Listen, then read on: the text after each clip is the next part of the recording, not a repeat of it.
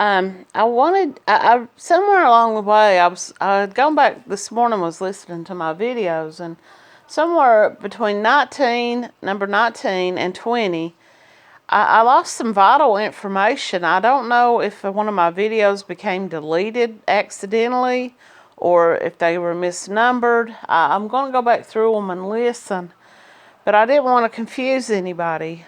But at the end of video number 19, the story ends where he's come back that Sunday and he's telling me about her making these threats against me.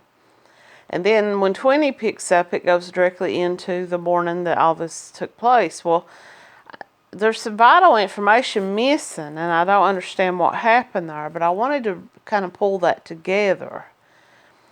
Last night that I stayed there, now looking back on it, I believe that he set this whole thing up. I really do. I believe that I don't know if she was in on it. I don't know if he had misled her, was giving her false information. I think once she told him and started threatening him with child support and dividing the property up and making him help her with the money, I think that he got scared and he wanted to save his. He wanted to save himself, basically. So he threw me under the bus, of course. But anyway, what happened over those next couple of days, he became very, very distant. And, I had felt that. I had felt that shift happen. I had felt that, all that being taken and ripped apart. But that last night, like I said, I believe he set this whole thing up. I had spent the night there at his house, and he was late coming in that morning. He usually would get home from work around 4:30 in the morning. Well, 6 o'clock comes around, and he's still not home, and I had texted him, and I didn't get a response. So sometime, I'm going to guess it was sometime between 6:30 and 7, I hear his truck pull in, and I hear him come up onto the back porch, and he comes in the kitchen, and he's looking really a concerned look, and just like, what's going on? What happened? I thought something had happened at work, or he had, been in some accident or something. And he comes in, and he's telling me that this woman, his child's mom, is outside the house.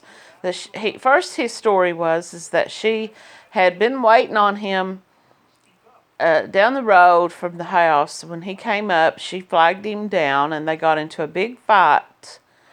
And she followed him there. He told her not to follow him home, but she did anyway. Now she's out in the yard. She's threatening me.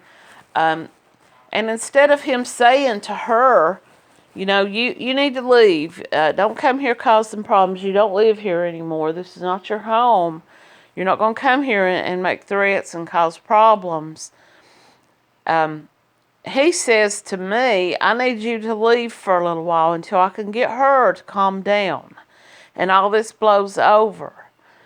And he says, I'm going to escort you out to your car to make sure she doesn't do anything to you.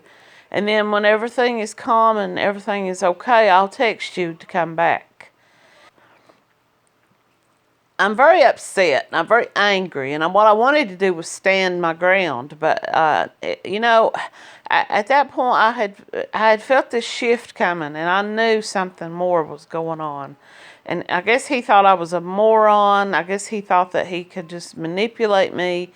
And so I don't know. I think maybe he even thought I would go out there and try to fight with this woman. And, the victor gets the spoils, I guess. He was maybe thinking that, whoever came out on top would really love him the most. Or I don't know. And she comes over and is like charging towards my car. Now he comes and he grabs hold of her and he gets her kind of like in a hug, like a bear hug. And it's like trying to pull her back away from my car so that I can leave. Well, they're kind of like struggling with each other. They wasn't really fighting. They were just kind of like, she was trying to pull away from him. So she gets away from him, and she comes over and she slams her fist into my driver's side window.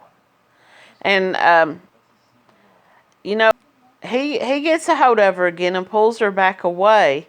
Now, she starts back toward her car, and I'm thinking, as I'm putting my car in drive to pull out of the road and go on down the road, I'm thinking she's running back to get into her car. She's going to try to follow me. You know, she may try to run me off the road or something. I don't know what kind of crazy person she is.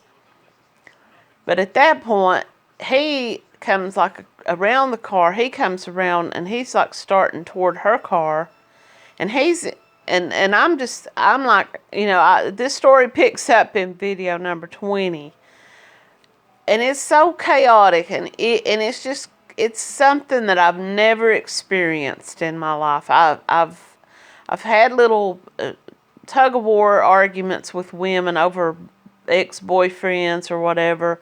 I've had little tiffs with friends or other women, but I've never been in a situation where felt like I was bodily threatened. And I believe if this woman could have gotten into my car that morning, she would have physically attacked. I know she would have physically, because he wanted to save his place, this facade, this made-up story that he had come up with.